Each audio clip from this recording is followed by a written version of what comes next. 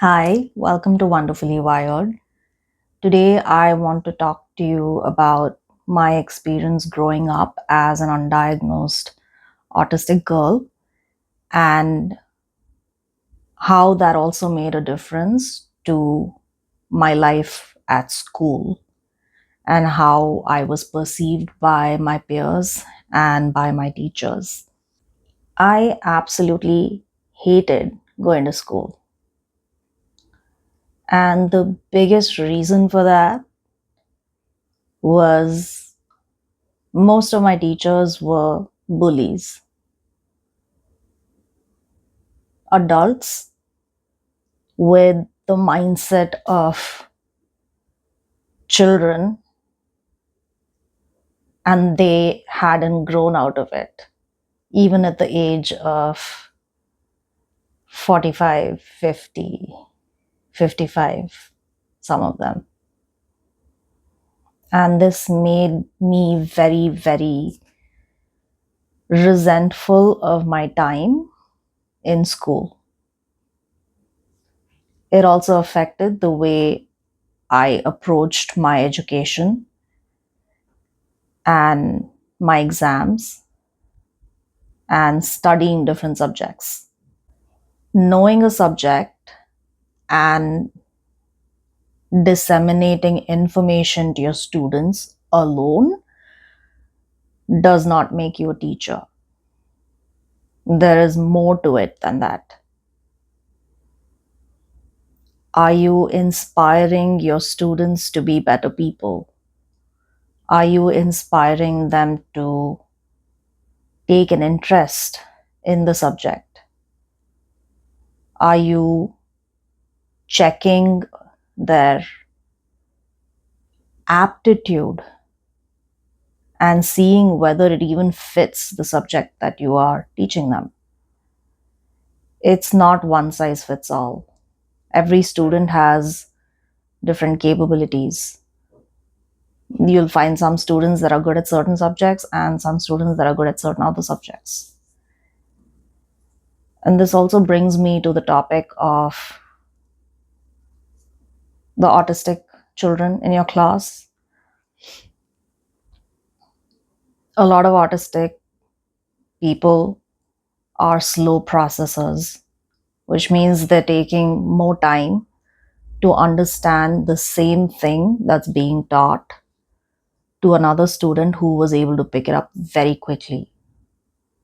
We're not doing this to spite you. We're not doing this to be difficult.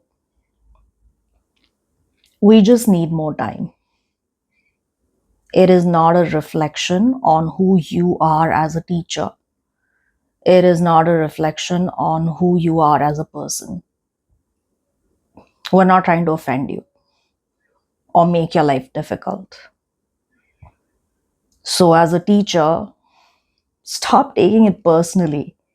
Stop making it about yourself. It's really not about you. A few years ago, I was made aware that I have a blank face or a flat affect, which is when you don't have many facial expressions, which is quite common for autistic people.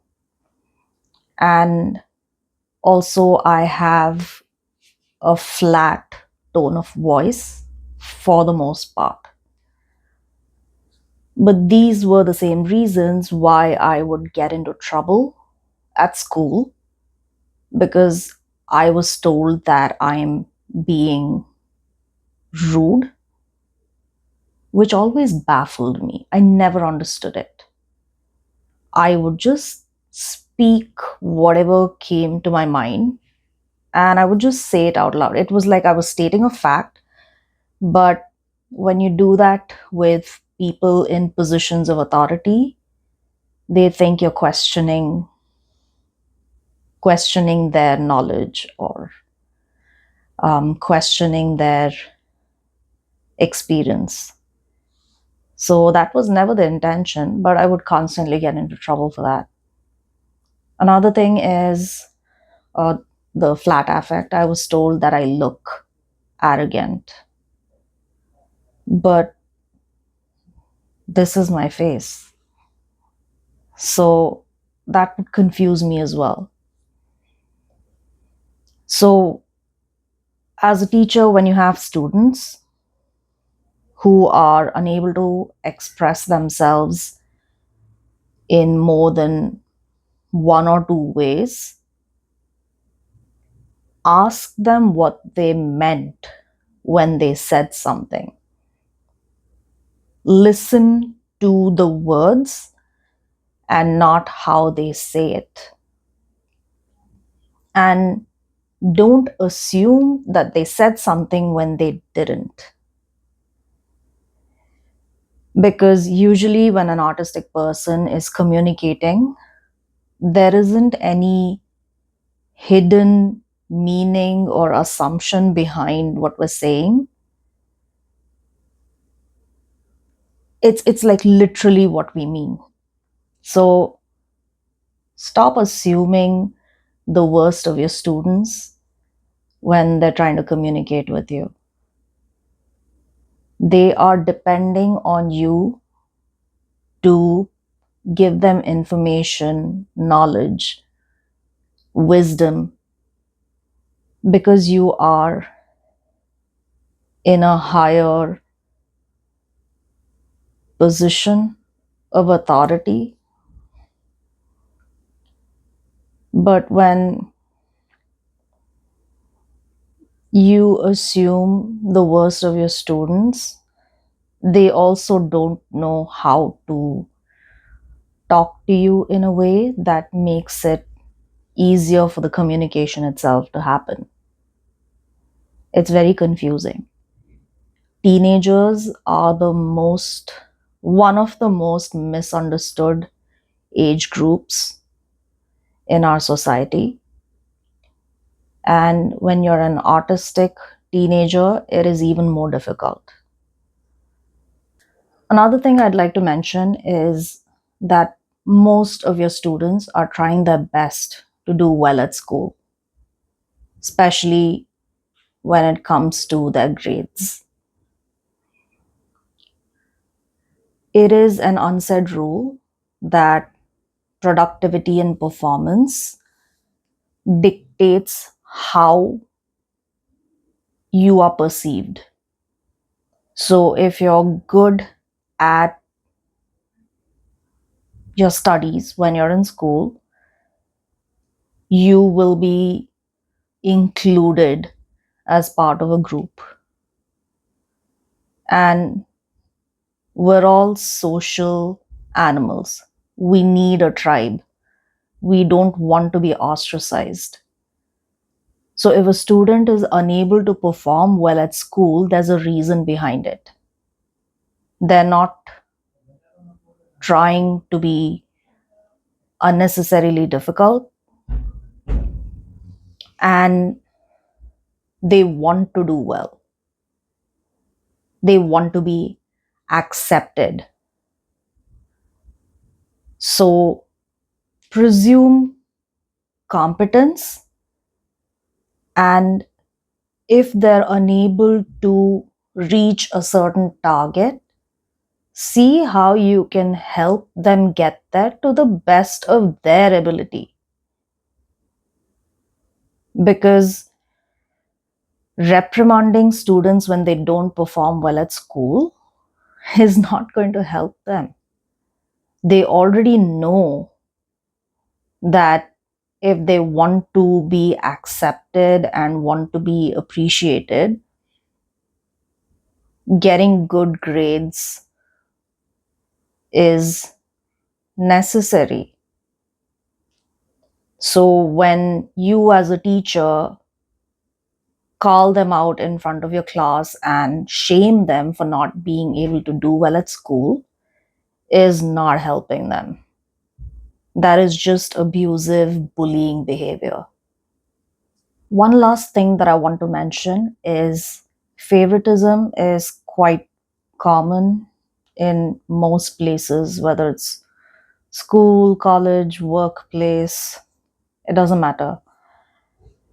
You may have a favorite student as a teacher, but you cannot let that interfere with the way you handle your class.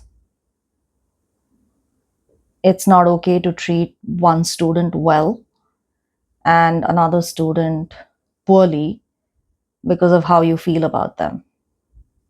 Again, like I mentioned previously, it's not about you, it's not personal.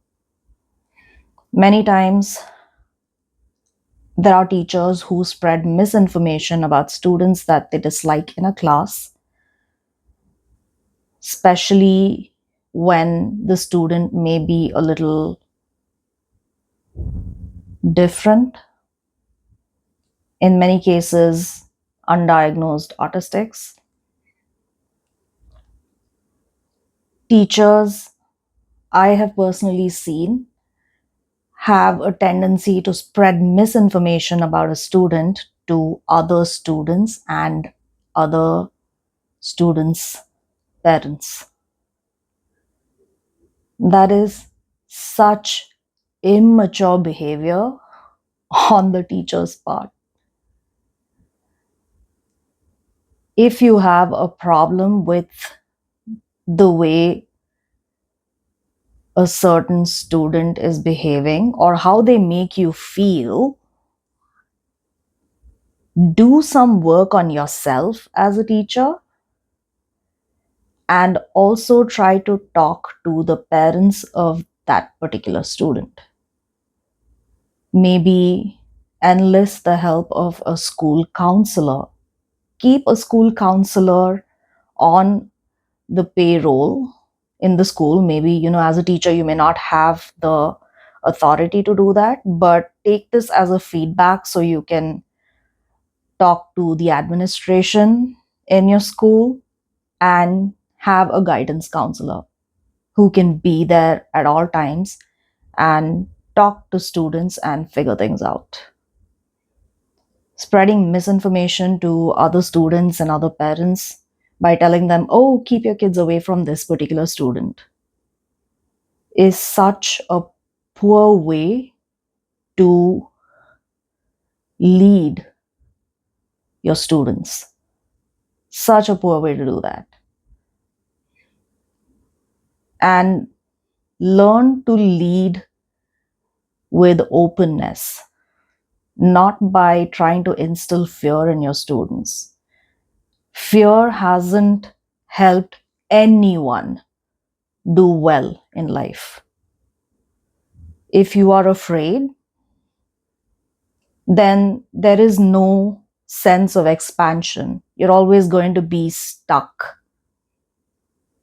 And you being afraid is something that you need to work on as a teacher. Don't propagate that with your students. You're a grown up. Act like it.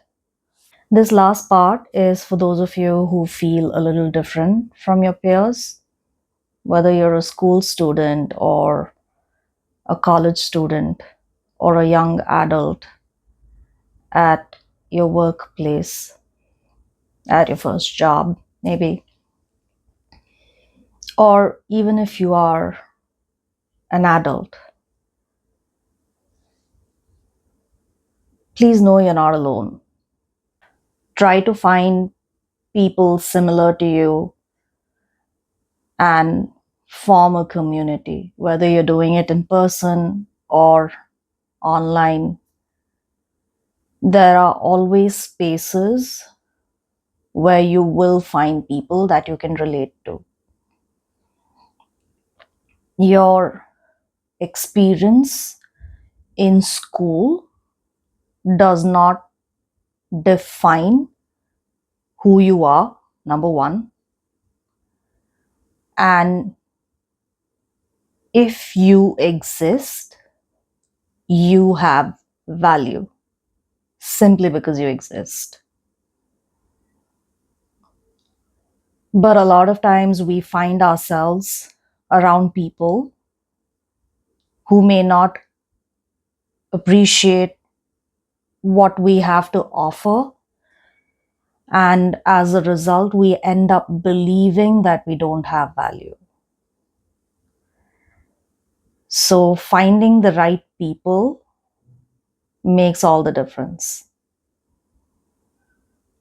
Unlearning whatever you learned about yourself when you were in school, um, it takes time. It could take you months, years, maybe an entire lifetime. But that'll help you discover who you are. And it does not define who you are and does not have to define who you become. I hope you found this video helpful. Please feel free to share your experience in the comments below. And thank you for coming to my TED Talk. I'll see you in my next video. Bye.